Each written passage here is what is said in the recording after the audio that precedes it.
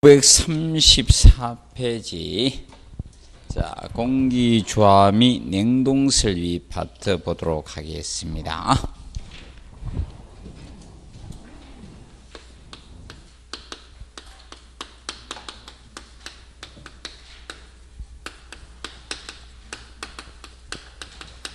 이 파트는 시험에 없어질 수도 있으니까 간략히만 정리를 하고 가겠습니다. 그래서 시험 공고 나오는 거 보고 나서 세부적으로 대응을 하도록 하겠습니다.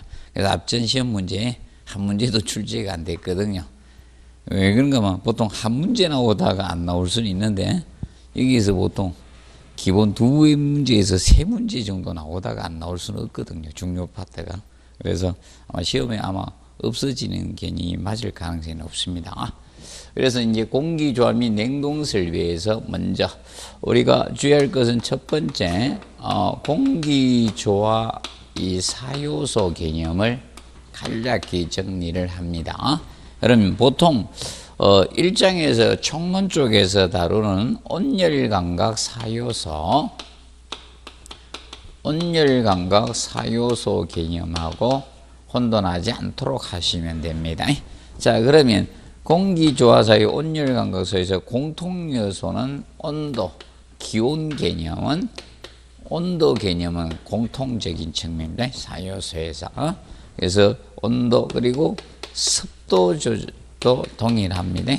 습도하고 그 다음에 자, 풍속 개념, 기류 속도, 이 풍속 개념. 그래서 이 기류 속도, 이 개념은 공통 항목입니다. 공통입니다. 공기도 알맞게 만들어서 공급해 주는데 온도를 적정하게 공급해 주고 습도 그리고 기류 속도가 되는데 여기에서는 공기니까 공기마다 청정도 개념이 되는 거야. 여기서는 청정도고요. 그 반면에 자, 온열감각 사유에서는 바로 복사열 개념이 됩니다.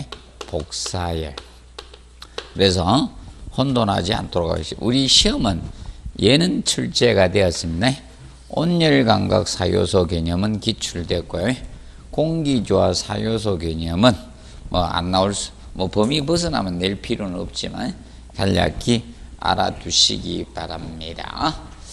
자, 그리고 습공기 선도 개념이 나오고 있어요. 예, 습공기 선도. 자, 습기하고 공기의 상태를 뭘로 나타냈다? 선호로, 그림으로 나타냈다. 그래서 습공기 선도라고 칭합니다. 습공기 선도. 자, 이 습공기 선도는 개념적인 측면, 이론적인 측면을 한번 기출을 했습니다. 보통 엔탈피 가지고 기출은 되었고요. 보통 기본적인 습구 온도다, 건고 온도다, 상대 습도다 이런 전체적인 개념을 해서 엔탈피 쪽에서 시험은 언급이 됐고요.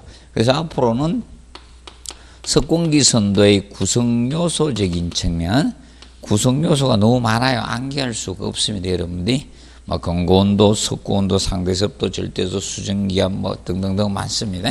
그러면 이 구성요소적인 측면을 혹시나 다룰 수가 있기 때문에 구성요소가 아닌 것을 우리가 정리해 놓으시면 아닌 것은 대표적으로 자, 열용량은 습공기의 구성연도가 될 수가 없습니다. 열용량. 열용량은 어떤 재료가 축적할 수 있는 열량이 뭐다? 열용량이라고 칭합니다. 열용량. 그래서 이제 열용량은 질량 곱하기 무엇이다? 비율을 곱해서 계산하셔야 돼요. 그래서 선도, 그림 가지고 열용량을 나타낼 수는 없습니다. 그래서 습공기 선도에서 구할 수 없는 것은 열용량은 나타낼 수 없다는 점을 혹시나 간단히 보시고, 그러면 거기 보시면 36페이지 보면 나오죠. 이것이 무엇이다? 습공기 선도예요. 예, 습공기 선도 개념이 됩니다. 이 그림이. 그래서 선호로 그림으로 나타낸 거예요. 어떤 요소를 알게 되면 다른 걸 구할 수 있는데, 자, 이 측면 간단히 봐두시고, 자, 그 다음에 536페이지, 537페이지에서 공기조화의 기본 구성에 대해서 간략히 봅니다. 공기조화의 기본 구성에 대해서. 자, 그러면 보통 외기가 이제 외기가 공조기로 들어옵니다. 들어오면 가장 먼저 가야 될 곳이 어디다? 에어 필터, 공기 여과기예요.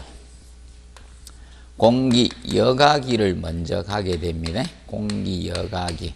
그래서 이것을 에어 필터라고 칭하는 거죠. 에어 필터. 그래서 모르시면 이걸로 공부해 주시면 됩니다. 사람도 공기가 들어가면 제일 먼저 뭐 어디부터 거쳐 들어갑니까? 코로 들어갈 때 코털이죠. 코털이 공기 여과기 역할을 합니다. 공기 에어 필터 여과기를 합니다. 그 다음에 이제 콧물하고 접촉합니다. 그래서 자, 바로 냉각기입니다. 공기 냉각기. 그래서 공기 냉각기를 거칩니다. 그래서 거기에는 냉각 코일이라고 나오죠. 냉각 코일. 공기 냉각기를 거칩니다. 그 다음에 공기 가열기를 가게 됩니다. 공기 가열기. 가열기가 바로 가열 코일이죠. 가열 코일 갑니다. 그러면 에어 필터에서 뭘 하게 됩니까? 청정도죠. 공기 청정도를 여기에서 맞추는 거예요. 그리고 냉각기 가열기를 통해서 온도, 기온을 맞추는 겁니다. 온도를 맞춰주고요. 그래서 그 다음에 가는 과정이 바로 무엇이 된다? 바로 가습기죠. 그래서 이제 거기 보면 가습기라고 나오죠. 여기서 이제 습도 조절을 하는 거예요. 가습기에서 습도 조절을 합니다. 여기에서 습도 조절, 이 3요소를 여기서 이제 조합을 하는 겁니다. 그러면 이것을 바로 무엇이다? 공기 조화 장치죠. 에어 컨디션. 공기를 알맞게 만드는 공기 조화 장치입니다. 여기가 이 과정이 공기 조화 장치입니다. 알맞게 만들어 주는 거예요. 그럼 이것을 이제 공급을 해야 될 거 아닙니까? 그래서 이제 송풍기를 통해서 불게 되죠. 송풍기를 통해서 불어서 속도를 내서 보냅니다. 그러면 덕트를 통해서 이동할 거 아닙니까? 덕트. 그러면 이제 이 덕트 부분에는 뭐 많은 것들이 있겠죠. 예를 들어서 이겁니다. 화재가 나면 어디입니까? 이 덕트를 통해서 화재가 옮겨갈 수 있죠. 맞죠? 옮겨갈 수 있습니다. 그러면 방화 댐퍼도 필요할 것이고, 도중에서 풍량을 조절하는 풍량 조절 댐퍼도 있을 것이고, 이런 것들이 많게 됩니다. 그리고 굴곡부에서는 공기 기류를 안정시켜 주기 위해서 가이드 베인도 설치하실 거고, 그 다음에 이제 바람을 오다 보니까 소음이 생길 수 있겠죠. 소음을 줄여주기 위해서 소음 챔버도 있을 것이고, 이런 것들이 많은 장치들이 있게 되는 겁니다. 그래서 이 덕트를 통해서 오게 되는데, 그러면 건물 내로 들어오는 과정에서 이거죠. 내뱉는 것이 뭔가 하면 치출구죠. 치출구를 통해서 공기가 실내로 공급이 되는 겁니다. 치출구를 통해서. 그러면 실내로 오게 됩니다. 실내로 와요. 실내로 치출구에서 나오면 다시 이걸 빨아가야 되겠죠. 그러면 이제 흡입구죠. 흡입구를 통해서 덕트를 통해서 되돌아올 겁니다. 그러면 되돌아오게 되는데, 한기가 돼서 되돌아옵니다. 되돌아오게 되는데, 이때 여기에 무엇이 설치되는가 하면 외기하고 한기가 돼서 되돌아올 거 아닙니까? 한기가 돼서 되돌아오게 되면 여기에 에너지 절약을 위해서, 예를 들어서 겨울 난방을 했는데 따뜻하게 공기를 데워놨는데 그냥 손실될 수는 없죠. 그럼 여기에 에너지 절감을 위해서 전열 교환기를 설치해 놓은 겁니다. 전열 교환기. 한기는 하되 열은 해소하는 전열 교환기를 설치해 놔서 에너지 절약을 목적으로 하고 있습니다. 이런 사이클을 거칩니다. 그래서 여러분 혹시나 해서 이거는 기억하세요. 공기 여과기부터 해서 어디까지? 송풍기까지는 순서. 그래서 이 사이클은 혹시나 기억을 해 주십시오. 에어페리트, 자, 그 다음에 냉각 코일, 가열 코일, 가습기, 송풍기, 이 팬입니다. 그래서 이제 이 송풍기가 건물 규모에 따라서 틀려지겠죠. 건물이 크면 엄청난 송풍기가 됩니다. 그래서 영화 같은 데 보면 한 번씩 저거 나오죠. 한 번씩 나오죠. 침투할 때 미션 임파서블 이런데 한 번씩 멈추고 들어가고 그러죠. 그래서 보시면 되겠습니다. 기본적으로 알아두십시오. 자, 그리고 뭐 페이지 539페이지 보면 조닝 개념이 나옵니다. 조닝. 자, 이 공조 설비, 공기조화에서의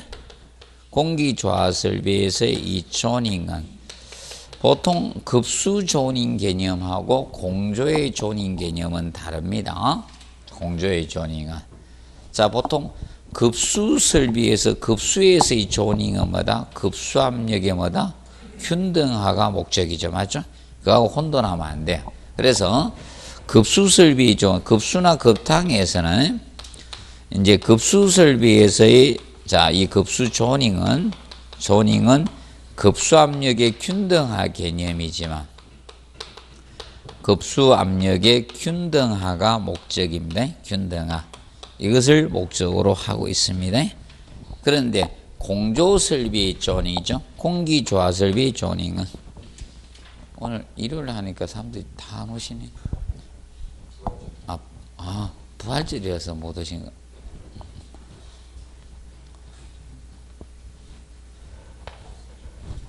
자, 그래서 이제 공기조화 설비 조닝은 이건 에너지 절약 목적이 되는 거예요. 이것은 에너지 절약 목적입니다. 에너지 절약을 목적으로 공기조화 설비는 하게 됩니다. 자, 그래서 이건 뭐 시험 한 번 나는데 뭐 너무 열심히 할 필요는 없고 목적 개념 기억하시고요. 그러면 조닝은 일반적으로 조닝은 종류 정도만 간단히 기억하십시오. 종류는 자, 첫째 부하별 조닝이 있습니다. 부하별 조닝. 그러면 예를 들어서 뭐 부하별은 여러분들 뭐 여러 가지 부하가 있을 수가 있습니다. 뭐 백화점 같은 경우는 이런 층별로 부하가 틀려집니다. 특히 1층이 가장 부하가 클 수밖에 없습니다. 맞죠? 그래서 층별로 부하가 다릅니다. 그리고 여러분들 보시면 잘 팔린 코너가 있고 잘 안 팔린 코너가 있죠. 맞죠? 보통 그래서 1층이 보면 가장 부하가 큰 이유는 1층이 특히 어디 되십니까? 동서남북으로 백화점은 출입구를 다 설치해놨죠.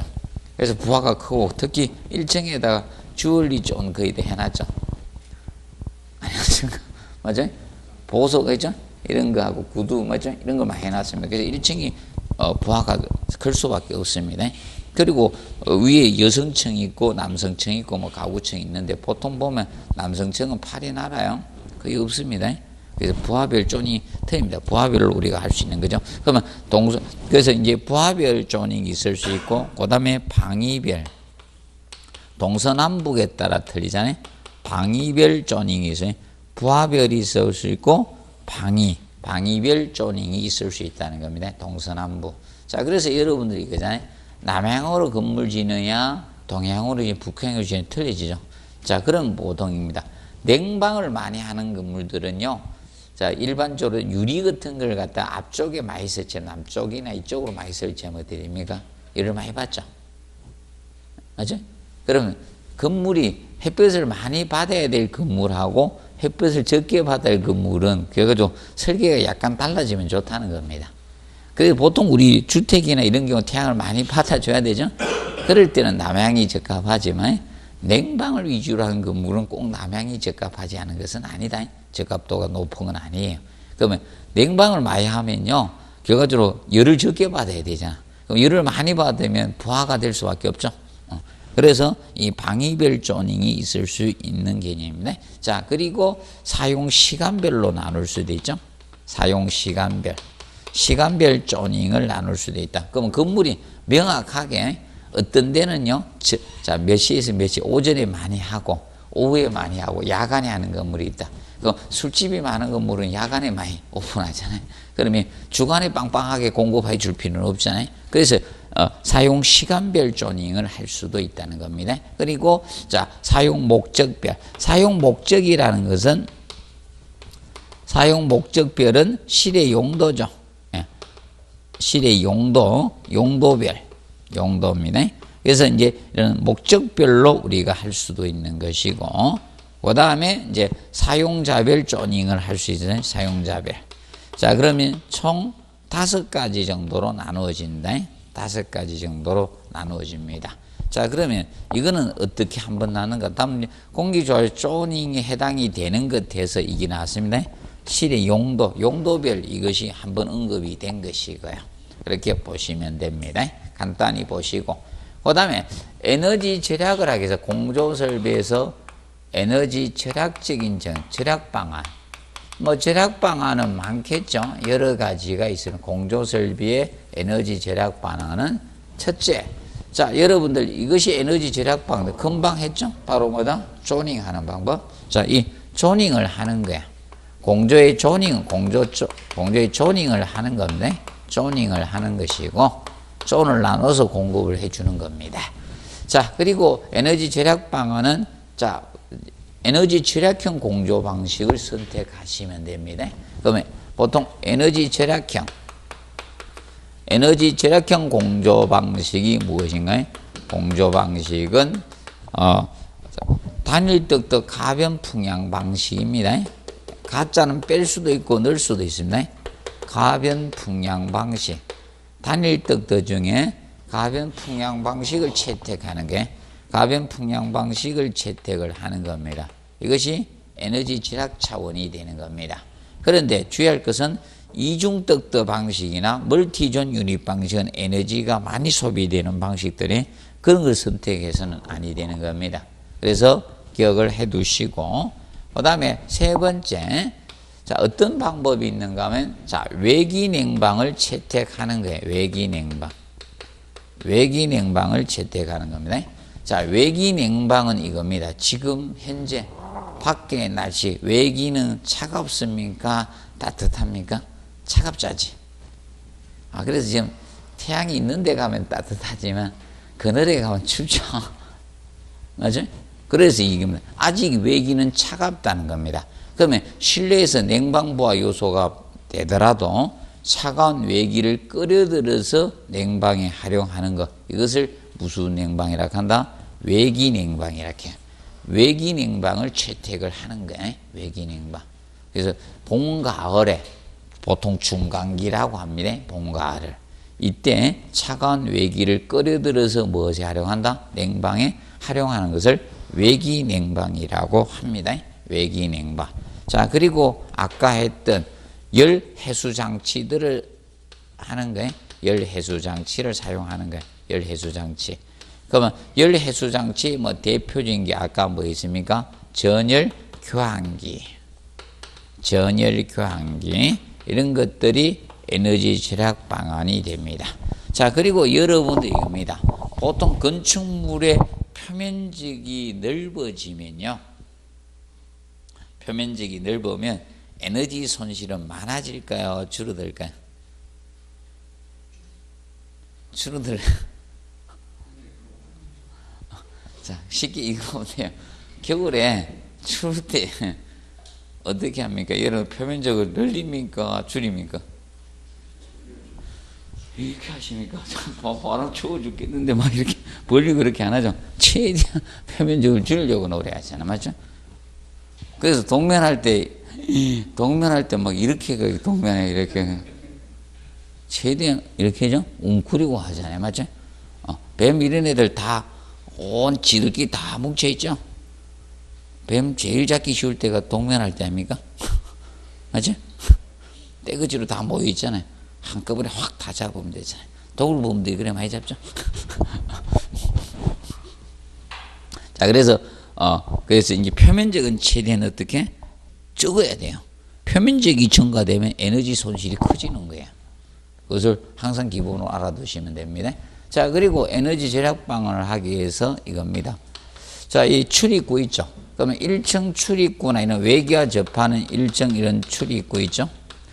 출입구에는 이런 저겁니다. 주출입구 이런 데는 저거는 방풍 구조로 하는 거예요. 방풍 구조.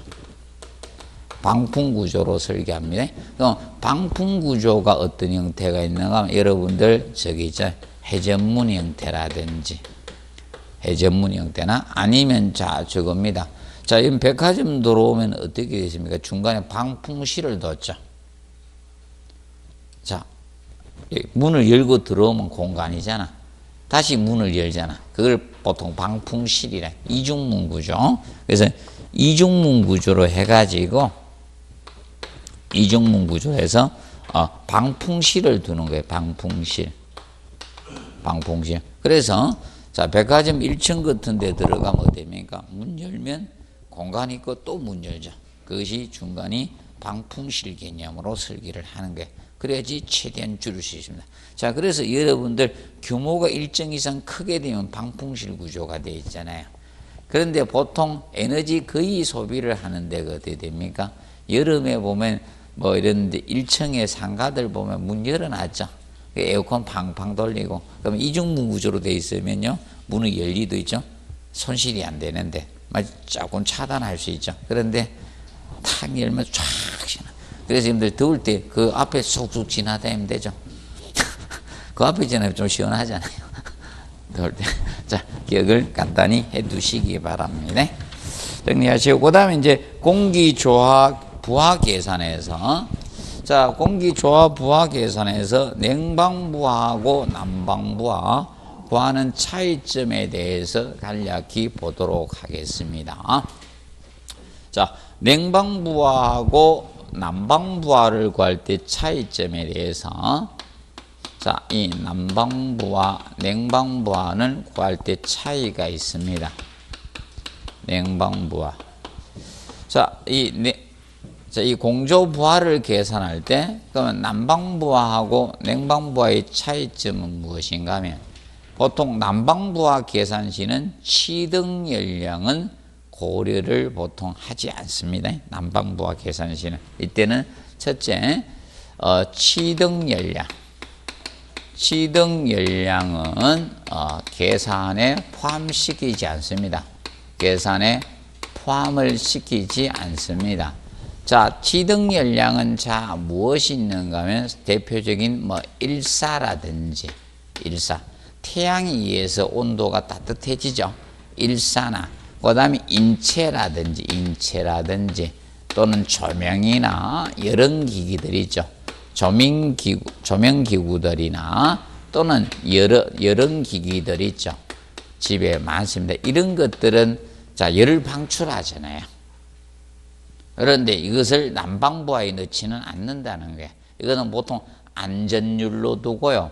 난방부하 계산 시는 포함을 시키지 않습니다. 자, 그런데 여기는 냉방부하에는 이것을 어떻게 이 부하를 어떻게 포함시킵니다. 여기는 포함시키고요. 여기는 포함을 안 시키는 거예요. 자, 그러면 사람이 많으냐 적으냐에 따라서 어떻게 됩니까? 사람이 많으냐 적으냐에 따라서 틀리죠? 아이고, 에어컨 내 혼자 있을 때 참 시원했는데 인간들이 꽉 들어오니까 더워 죽겠어. 맞죠? 그래야 되는 거 아닙니까? 그래서 간혹 가다 여기서는 그 방송 잘 안 하죠. 지하철 탔을 때 방송 안 하죠. 제대로 냉방기를 가동하고 있다고. 안 하죠? 서울에 가면 자주 합니다. 하도 민원이 많이 들어오니까. 타고 가면서 막 전화 때려가지고. 더워 죽겠다고 막 하죠. 그래서 방송합니다. 이 열차는 냉방을 최대한으로 가동하고 있으니까 노화돼가지고 잘 안 되고 있는 겁니다. 그런 방송을 합니다. 그래서 여기는 포함시키지만 여기는 이 부하들은 포함을 시킨다 안 시킨다? 안 시키는 겁니다. 자, 그리고 열 간류에 의한 손실 열량을 구할 때 온도를, 그래서 보통 이겁니다. 열 간류라는 것은 이게 열 간류 현상, 열 통과했죠. 어떤 공간에서 이 벽체나 이런 걸 뚫고 밖으로 열이 이동하는 현상이 다른 공간으로 열 이동하는 현상, 열 간류, 열 통과인데, 그러면 보통 난방을 할 때 실내 온도하고 외기 온도가 차이가 나니까 뚫고 열이 이동하겠죠. 이렇게 나갈 때 보통 이겁니다. 그랬을 때, 자, 이 열 간류에 의한 손실 열량을 구할 때, 열 간류에 의한 손실 열량을 계산할 때, 얘는 일반 외기 온도를 사용해요. 일반 외기 온도를 우리가 사용을 해서 구하게 됩니다. 일반 외기 온도를 사용합니다. 그런데 냉방부하를 계산할 때는 이 일반 외기 온도를 사용해서는 안 됩니다. 여기에서는 여기서 이걸 구할 때, 계산할 때, 여기에서는 상당 외기 온도를 사용합니다. 상당 외기 온도. 외기 온도를 여기에서는 사용을 하고요. 여기에서는 일반 외기 온도를 사용하게 됩니다. 자, 상당 외기 온도라는 것은 무엇인가 하면 태양열에 의해서, 자, 이 고체는 가열이, 복사열에 의해서 온도가 높아집니다. 그럼 밖에가 기온이 30도였지만 벽의 온도는 30도가 아니라는 거예요. 그래서 여러분들 옥상 바닥판이나 도로는 뜨거워져 있죠. 데워져 있죠. 그러니까 밖은 온도가 높은데 공기는 30도밖에 안 돼. 벽체는 60도 이래 돼요. 데워져 가지고. 그렇기 때문에 일반 외기 온도로 계산하면 틀려진다는 거예요. 벽체가 데워져 있기 때문에. 그래서 그때는 무슨 외기 온도를 사용한다? 자, 태양의 복사열에 의해서 이런 옥상 슬래브 바닥이나 벽이 가열되어 있다는 겁니다. 그걸 고려해 준 온도가 무슨 온도? 상당 외기 온도입니다. 그럼 난방부하를 구할 때 상당 외기 온도를 계산해서 구하시면 된다는가? 안 된다는 거예요. 그걸 차이점을 조금 정리를 해 두시면 되겠습니다. 자, 그리고 페이지 541페이지 냉방부하의 종류가 나오죠. 자, 냉방부하의 종류적인 측면에서 보실 때, 자, 냉방부하를 보실 때, 계산할 때, 자, 이 현열과 잡열입니다. 현열은 온도 변화에 출입하는 열을 현열이라고 했죠. 우리가 앞에 배웠죠. 그리고 잡열은 상태 변화에 출입하는 열인데, 자, 현열과 잡열을 이걸 동시에 고려를 해줘야 되는 요소들, 동시에 고려를 해야 되는 것들, 자, 이 네 가지를 기억을 해 놓으시면 됩니다. 네 가지. 현열과 잡열. 그러면 잡열은 상태 변화에 출입하는 열이라 했습니다. 그러면 물이 수증기로 되는 때 이때 무슨 열이 필요하다? 전기, 정발, 잡열이 필요해요. 그럼 잡열을 고려하는 것은 수증기하고 연관이 있어야 돼요. 그 점을 명심하시면 된다. 뭐하고 연관이 있어야 된다? 수증기. 자, 그래서 첫 번째 잡열은, 자, 이것들은 잡열을 구하는 인체입니다. 사람 인체. 그러면 사람 인체는 피부를 통해서 열도 방출하지만 숨을 쉬면서 뭐가 나온다? 수증기가 나오죠. 그래서 잡열을 구하는. 그래서 항상 기억하세요. 뭐하고 관련됐을 때 수증기가 포함되어 있으면 뭘 고려해야 된다? 잡열을 고려를 해 주셔야 됩니다. 그럼 인체. 그리고 두 번째, 이런 틈새 바람에 의한 부하의 틈새 바람. 틈새 바람이라는 것은 극간풍이라고도 해요. 그럼 틈새 바람에도 수증기는 포함이 되어 있죠. 근데 지금은 틈새 바람이 거의 많이 없어졌죠. 건축물들이. 옛날 건물일수록 뭐가 크다? 틈새 바람이 커서죠. 틈새 바람이 많으면 뭐가 심해집니까? 춥죠. 맞아요? 그래서 이제 되고, 그 다음에 세 번째로 보시면, 자, 이겁니다. 한기부하. 한기부하는, 한기를 하게 되면 외부 공기가 들어오죠. 그럼 여기에 뭐다? 수증기가 포함되어 있습니다. 고려해 주시면 돼. 그리고 네 번째, 여론기기들. 오늘 식사를 전혀 안 하고 오신 분들은 안 했지만, 보통 뭐 밥솥을 돌렸거나 찌개를 끓이게 되면 뭐가 됩니까? 수증기 나오죠? 그래서 잡열을 고려해 주세요. 그래서 현열과 잡열을 동시에 고려해야 되는 요소는 몇 가지? 네 가지가 있어요. 자, 그러면 다른 요소는 뭐만 고려하면 된다? 현열만 고려하면 되는데, 자, 그럼 예를 들어서 이겁니다. 조명은 현열입니까? 잡열 없죠? 우리 조명은 막 수증기를 내뿜고 있다. 아니죠? 그래서 그런 것은 뭐만 고려하면 된다? 현열만 고려하면 잡열은 고려되지 않습니다. 그래서 이 요소도 한 번 정도는 혹시나 이 시험이 계속되면 한 번 정도 내야 되는데 시험이 안 돼서 아마 끝날 수도 있습니다. 그렇게 보시면 됩니다. 자, 그리고 공조 방식은 간단히 정리만 해드릴게요. 공조 방식에 대해서는 혹시나 나올 수 있는 것 간단히만 해드리도록 하겠습니다. 공조 방식 쪽에서 지금 시험이 언기된 것은 자, 이거였습니다. 전수 방식하고 전공기 방식 비교 형태는 한번 내서 끝났고요. 그래서 일단은 전공기 방식의 개념을 간단히 알아두시면 돼. 전공기. 자, 전공기 방식하고 전수 방식. 자, 간단합니다. 전 전부 공기입니다. 공기를 이용한다는 거야. 이거는 물 숫자, 전부 물입니다. 물을 이용했다. 냉매를 물이고 하나는 공기이다. 열 매체가 하나는 공기고 하나는 뭐다? 물이라는 거예요. 전수 방식, 전공기 방식 이렇게 진행하는 거야. 그러면 이거는 전공기 방식은 바로 이거예요. 냉풍, 온풍을 활용하겠다는 거예요. 공기를 만들어서 공급을 하기 전공기 방식이에요. 그러면 전수 방식은 냉수나 뭐다? 온수를 만들어서 활용하는 게 전수 방식이 되는 겁니다. 전수 방식. 자, 그러면 여러분들 백화점 보시면 전공기겠습니까? 전수겠습니까? 백화점. 네? 전공기 방식입니다. 전수 방식이 되려면 창문 아래에 펜코일 유닛이 창문이 있는데 딱 설치를 해야 돼. 밑에. 백화점 창문을 없애버렸잖아요. 자연광이 들어오면요 인테리어 하기가 좀 더 힘들어져요.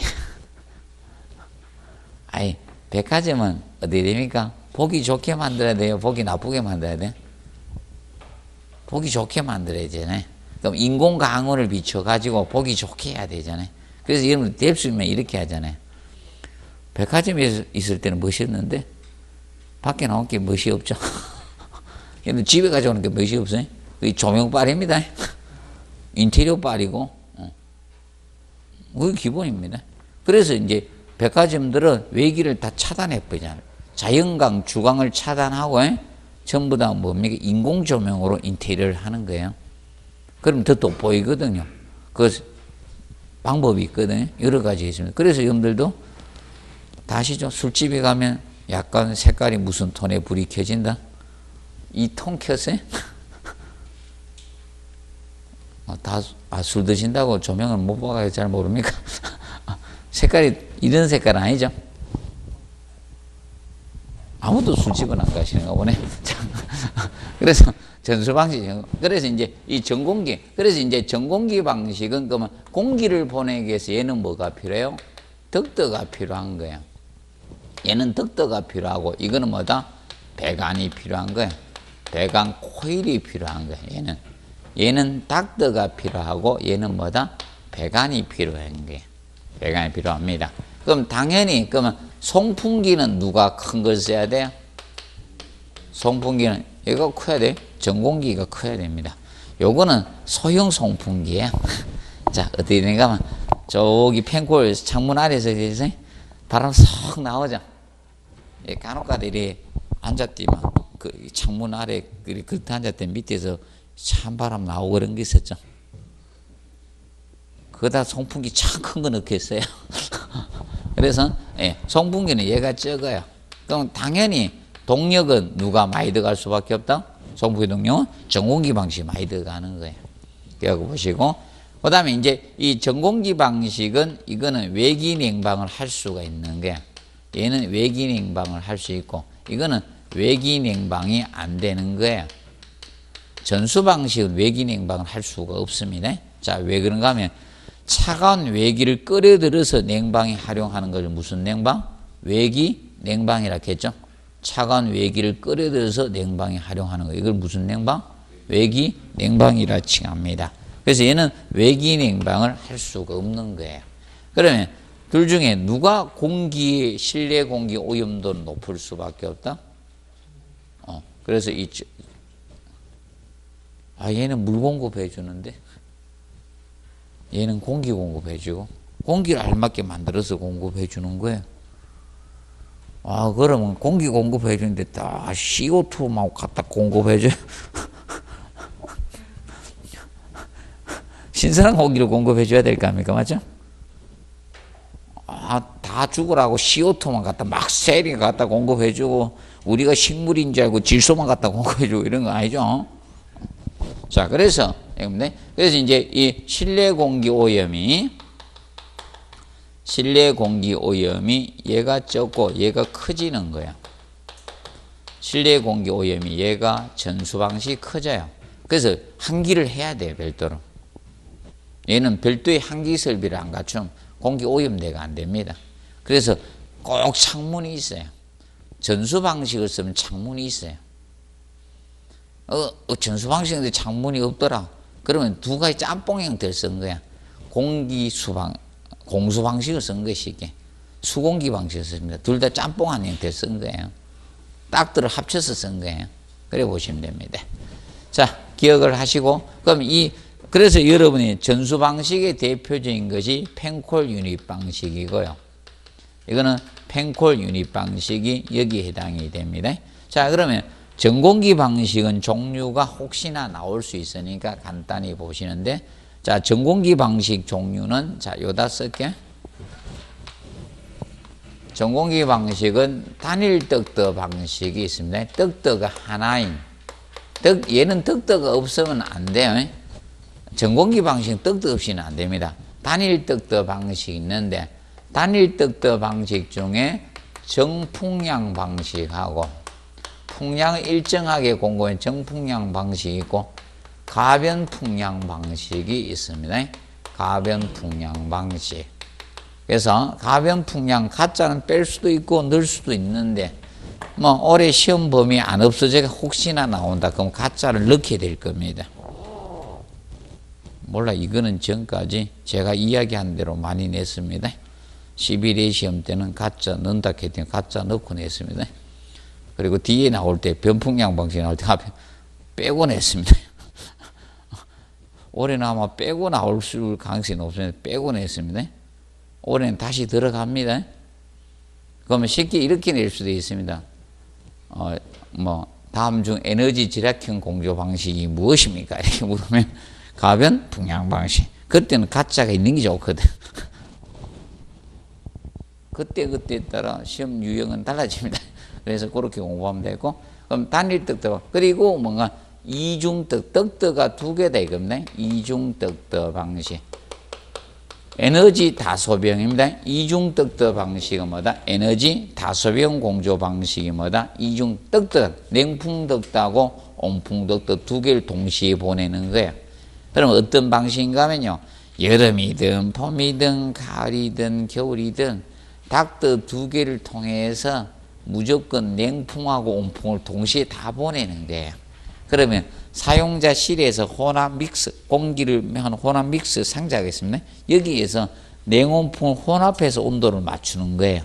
그럼 난방할 때는 뭡니까? 온풍을 많이 믹스 시키는 거고, 그래서 지금 냉방할 때는 뭐다? 냉풍을 많이 넣는 거예요. 혼합을 하기 때문에 에너지 소비가 클 수밖에 없죠. 안 큽니까? 에너지 소비가 적으면 돼요, 안 돼요? 안 되겠죠? 그래서 에너지 다소비형 하면 누구다? 이중덕더 방식. 이게 얘는 에너지 뭐다? 절약형 공조 방식이고, 에너지 절약형 공조 방식은 가변 풍량 방식. 얘가 에너지 절약형이고, 얘가 에너지 절약형 공조 방식이 되는 거야. 절약형 공조 방식이고, 얘가 에너지 다소비형입니다. 에너지 다소비형 공조 방식이 이중덕더가 되는 겁니다. 그럼 시설비 많이 들어가요, 적게 들어가요? 많이 들어가는 방식입니다. 자, 이중떡도 있고, 그 다음에 이제 멀티존 유닛 방식이 있으면, 멀티존 유닛 방식. 자, 멀티존 유닛 방식은, 자, 멀티는 하나의 공족이 가지고 냉온풍을 둘 다 만든다 해서 멀티라고 하고, 그 다음에 존은, 얘는 이중떡드 방식은 각 실마다 혼합 상자를 설치해서 공기를 믹스하는 거예요, 냉온풍을. 그 반면에 얘는 존 단위다.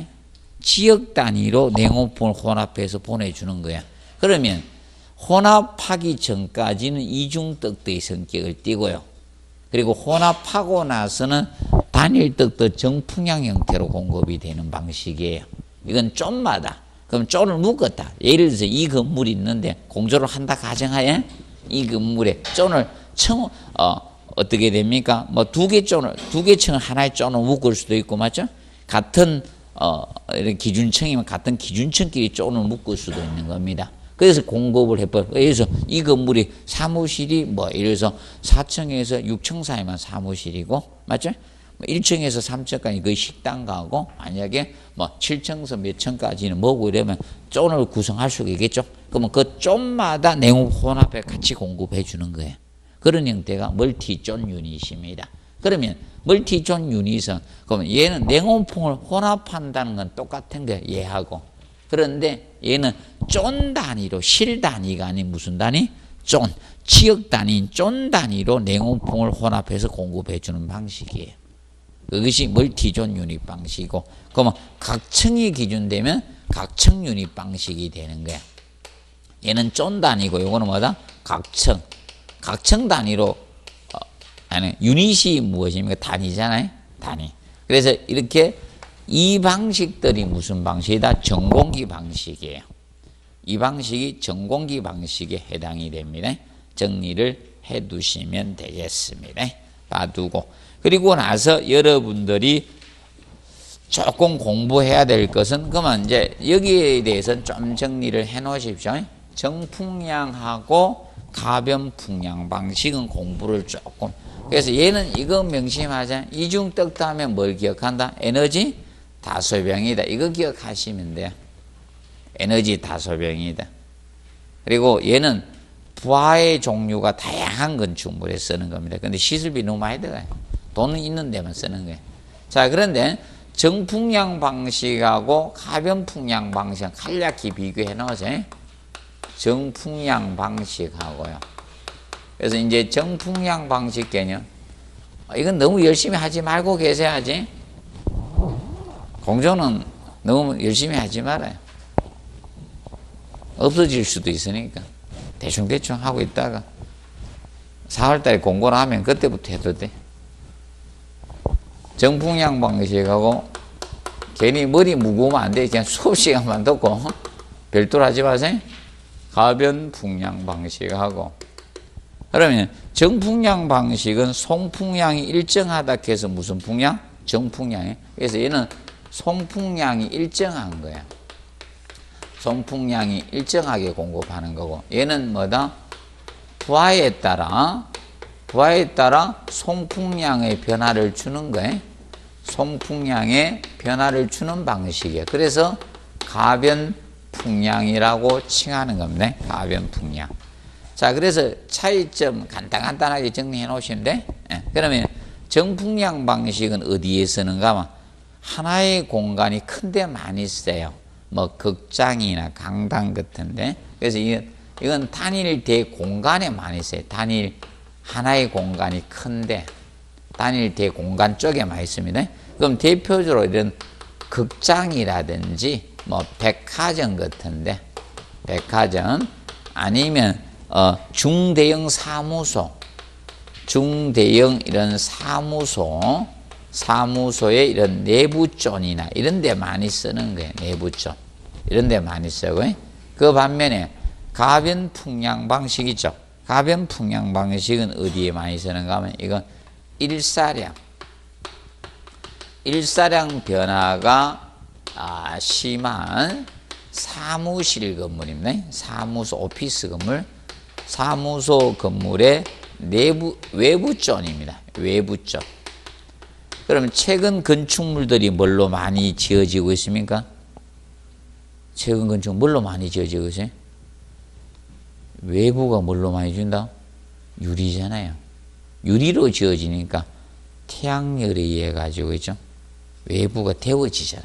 그러면 태양이 비칠 때하고 안 비칠 때 온도차가 많이 나요, 적게 나요? 많이 나죠.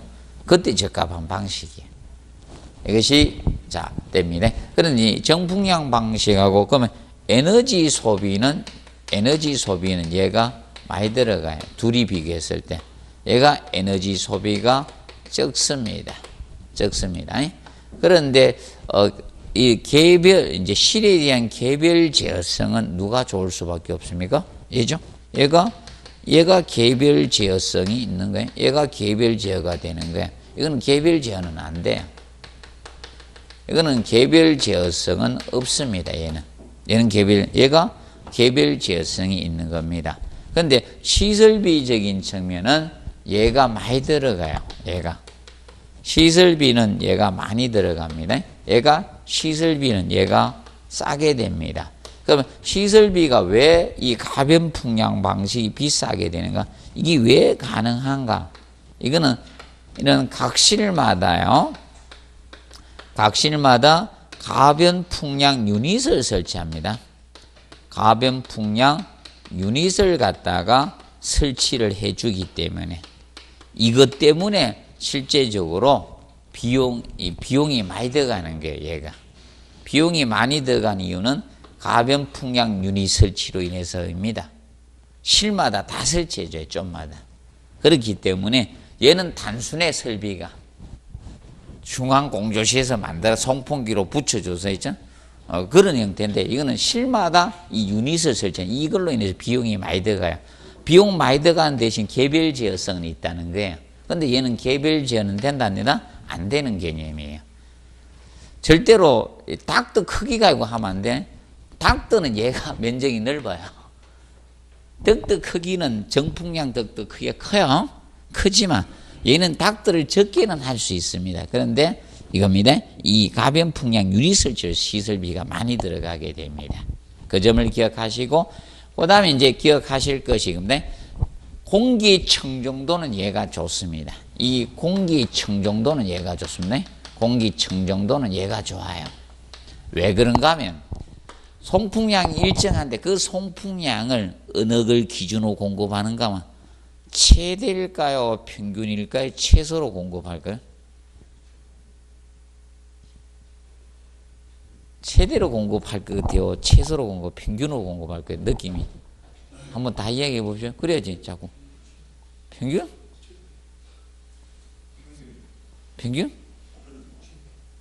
그래야지 여러분들이 공부가 돼요. 왜인가 하면 그냥 내가 가르쳐준 대로 공부하지만 왜 그런가 이유를 알고 공부를 하기 편하죠.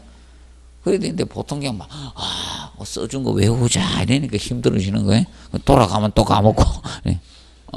자, 이겁니다. 최대로 공급을 해야 되죠. 평균으로 공급하면 극장이에요.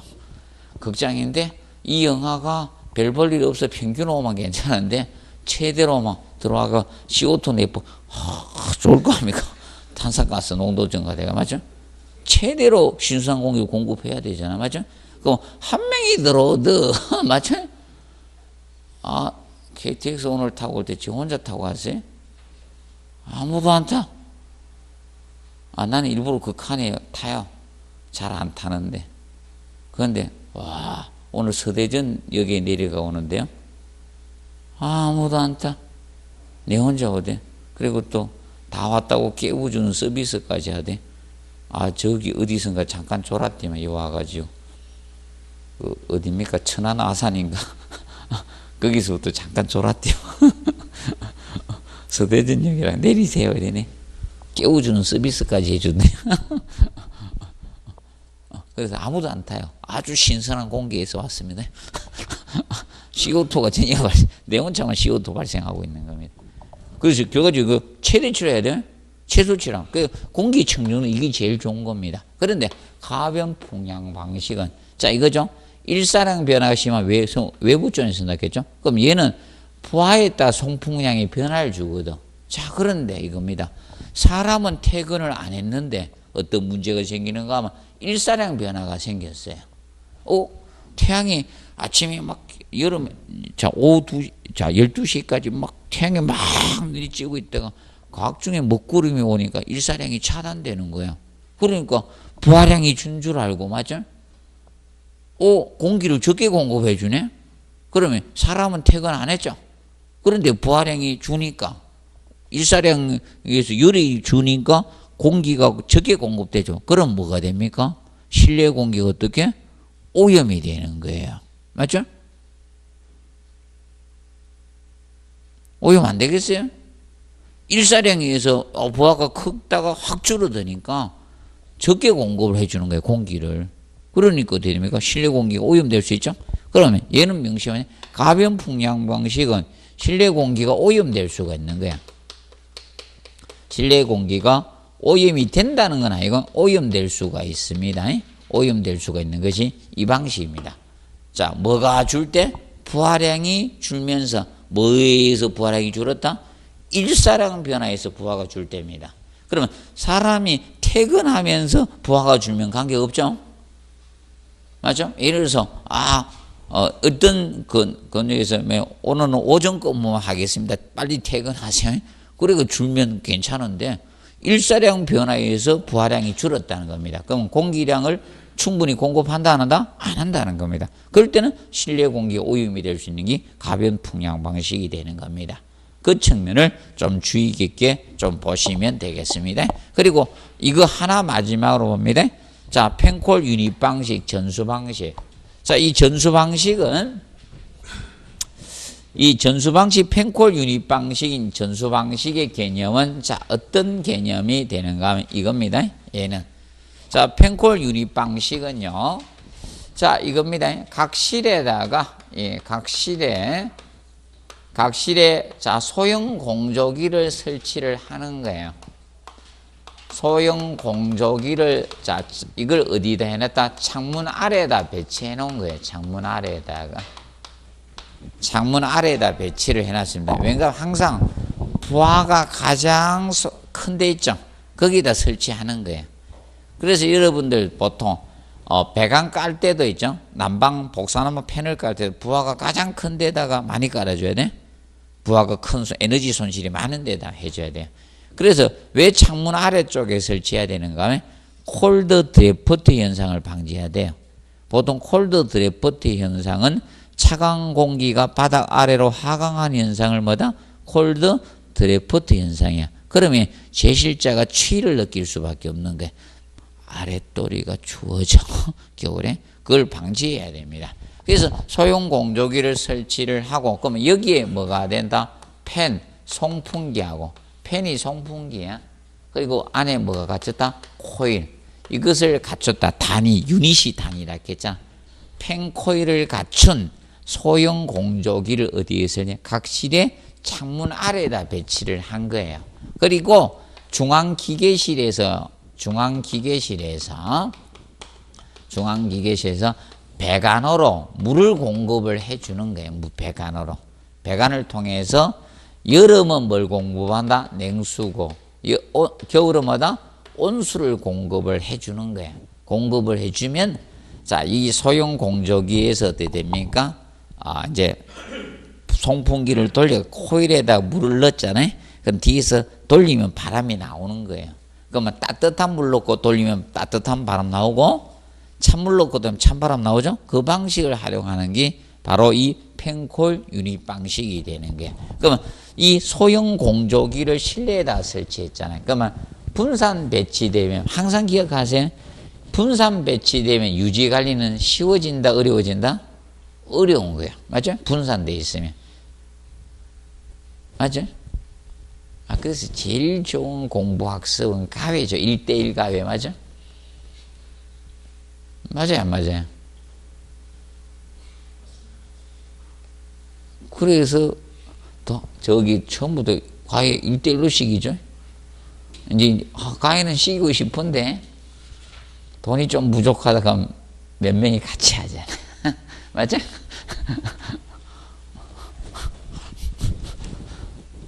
그래서 이 소형 공조기는 그래서 이 펜콜 유닛방 전수 방식. 그래서 일단 각 실에 대한 개별 제한되죠. 개별 제한은 된다는 거예요. 개별 제한은 되고요. 개별 제어됩니다. 그런데 여기는 자 명심하세요. 소형 공조기 때문에 고성능 필터는 사용을 할 수가 있어요, 없어요? 없죠. 필터 사용을 못하는 거예요. 고성 필터 사용을 못하는 겁니다. 여러분들도 필터 좋은 거 이거 해봐요. 이거 저 있죠? 번호 높은 거 쓰면요 숨쉬기 달리기 할 수 있어요? 없죠? N95 이상 써버리면 있잖아요. 어디 됩니까? 마라톤 못하죠? 이디오피아 그 마라톤 선수들 보고 N95 이상 마스크 쓰고 달려보라 해 죽어요, 이씨. 맞죠? 해가지고 안 됩니다. 그래서 고성능 필터 사용 못 합니다. 자, 그리고 이것은 자, 소형 공조기를 설치해 하다 보니까 여러분들 있죠? 유지 관리는 어려워지는 거죠. 분산돼 있으니까 유지 관리가 어렵습니다. 항상 기억하세요. 분산 배치되어 있으면 유지 관리가 어떻게 어려워진다. 기억하세요. 집중되면 유지 관리는 용이해진다. 이렇게 보시면 된다. 유지 관리는 어렵고, 그 다음에 얘는 어디에 많이 쓰는가 하면 이건 실이 많은데, 개실, 각 실이 많은데, 그럼 예를 들어서 병원의 병실 같은데, 병원의 병실이나 그러면 호텔의 객실 같은데, 객실 이런데 적합도가 있는 것이 펜콜 유닛 방식입니다. 자, 그리고 개실 사무실도 있죠. 실이 많은 것들 따로따로 분양한 거 있죠. 딱 오픈해 놓고 이제 잘라서 파는 형태 말고요. 그때 세대에 따라서 사무실 건물도 틀리거든요. 요새 사무실은 이거죠. 화장실하고 저쪽만 딱 빼놓고 텅 트가지고 분양을 하잖아요. 그리고 중간에 칸막이 쳐서 하고, 옛날은 어땠습니까? 이 벽을 쌓아가지고 사무실을 분양을 해줬었거든요. 그게 유행할 땐 개실로 갔다가 뚱충 터가지고, 이런 거는 어떻게 됐습니까? 그렇게 보시면 돼. 그래서 그럴 때 많이 쓰는 겁니다. 그리고 얘는 자 보시면, 근데 실내 공기 오염이 생깁니까, 안 생깁니까? 창문 안 열고 환기 전에 안 하면 오염 생기죠. 실내 공기 오염이 커요. 그렇기 때문에 별도의 환기를 해야 돼요. 별도의 환기가 필요합니다. 환기가 필요한 것이 바로 이 전수 방식이 펜콜 유닛 방식의 특징이에요. 기본적으로 알아두세요. 이 정도는 기본적으로 혹시나 정리해 놓으시고요. 그래서 이제 공조 방식은 이 정도로 정리를 해 두시고, 그 다음에 이제 그거 하실 분들은 하세요. 거기 보시면 558페이지에 보시면 송풍기 축동력 구하는 거하고 송풍량 구하는 식 해놨죠. 할 분들은 하시고, 왜냐하면 저거 때문에 꼭 하라는 거는 절대 안 합니다. 왜 그런가 하면 시설계로 문제는요, 쉬운 문제도요 잘 계산을 안 한다는 거예요. 그래서 쉬운 거는 잘 안 하고 전부 다 회계원리는 잘 푸시는데 시설계로 문제는 내가 이렇게 지켜보니까 잘 안 풉니다. 시험장에 가면 더욱더 잘 안 풉니다. 몇 개만 딱 풀고 안 풉니다. 쉬운 것도 잘 안 풀더라고요. 진짜 쉬운 문제도 안 풀고 막 찍고 이럽니다. 그런 분들이 많아서 그건 선택 사용하시고, 그 다음에 냉동 설비하고 수송 설비는 잠시 휴식하고 그건 한 번에 다 치도록 하겠습니다.